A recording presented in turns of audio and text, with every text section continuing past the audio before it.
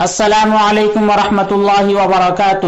محترم بزرگوں، دوستوں، عزیز ساتھیوں، جب ہم نے ان مسائل کا علم حاصل کر لیا کہ وہ کون سے جانور ہیں جن کی قربانی جائز اور درست ہے، تو اسی کے ساتھ یہ بھی جاننا ضروری ہے کہ ان کے علاوہ اور کون سے جانور ہوں گے جن کی قربانی کرنا جائز نہیں ہے۔ اس کے لیے بھی فقہاء کرام نے بہت سارے مسائل بیان کیے ہیں جن کی روشنی میں اچھی طرح پتہ چل جائے گا کہ فلاں قسم کے جانوروں کی قربانی کرنا جائز نہیں ہے۔ لہٰذا ان تمام مسائل کو بالترتیب ہم بیان کر رہے ہیں، غور سے سنیں، عمل کریں اور دوسروں تک بھی اس علم کو پہنچائیں۔ سب سے پہلا مسئلہ یہ ہے کہ جس جانور کے سینگ جڑ سے ٹوٹ گئے ہوں اس کی قربانی جائز نہیں ہے۔ اسی طرح دوسرا مسئلہ یہ ہے کہ جس جانور کے پیدائشی کان ہی نہیں ہے اس جانور کی بھی قربانی جائز نہیں ہے۔ اسی طرح اگر کسی جانور کے پیدائشی کان تھے لیکن بعد میں ایک کان کٹ گیا یا تہائی حصہ یا اس سے زیادہ کٹ گیا تو اس کی قربانی بھی درست نہیں ہے۔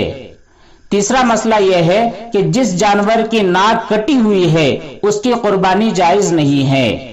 اگلا مسئلہ یہ ہے کہ جو جانور اندھا ہو یا اس کی تہائی بینائی یا اس سے زیادہ چلی جا چکی ہو اس جانور کی بھی قربانی درست نہیں ہے۔ اس کے بعد اگلا مسئلہ یہ ہے کہ جس جانور کی زبان کٹ گئی اور وہ چارہ نہیں کھا سکتا تو ایسے جانور کی قربانی بھی شرعی طور پر درست نہیں ہے۔ اگلا مسئلہ یہ ہے کہ جس جانور کے دانت بالکل نہ ہو اس کی قربانی بھی جائز نہیں ہے۔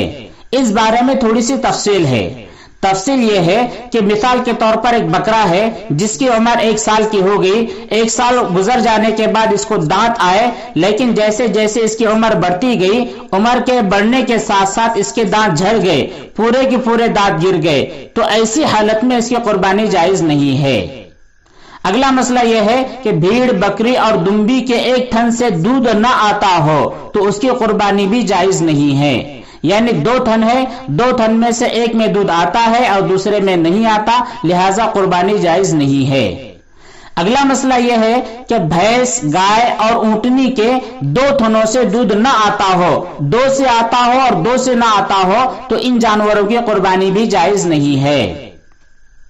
اگلا مسئلہ یہ ہے کہ جو جانور اتنا لنگڑا ہے کہ صرف 3 پاؤں سے چلتا ہے، چوتھا پاؤں رکھتا ہی نہیں یا رکھتا تو ہے مگر چل نہیں سکتا، تو ایسے جانور کی قربانی بھی جائز نہیں ہے۔ یہ جانور لنگڑے کے حکم میں آئے گا اور لنگڑا ہونا جانور میں عیب ہے۔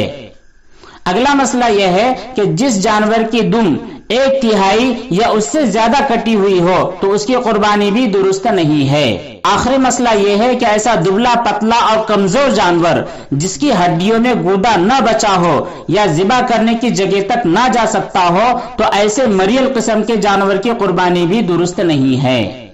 امید ہے کہ اس پوری تفصیل کے بعد آپ اچھی طرح سمجھ گئے ہوں گے کہ کن جانوروں کی قربانی کرنا درست ہے اور کن جانوروں کی قربانی کرنا درست نہیں ہے۔ اللہ تبارک و تعالی ہمیں یہ باتیں اچھی طرح سمجھا دے۔ پھر بھی اگر کوئی چیز آپ کو اچھی طرح سمجھ میں نہ آئی ہو تو ہم سے براہ راست رابطہ قائم کر سکتے ہیں۔ ہمارے اس ویڈیو کے ڈسکرپشن میں آپ اپنے سوالات لکھ کر ارسال کریں، انشاءاللہ ہم تفصیل سے اور تشفی بخش جوابات دینے کی کوشش کریں گے۔ جزاکم اللہ خیرا واحسن الجزاء، والسلام علیکم ورحمۃ اللہ وبرکاتہ۔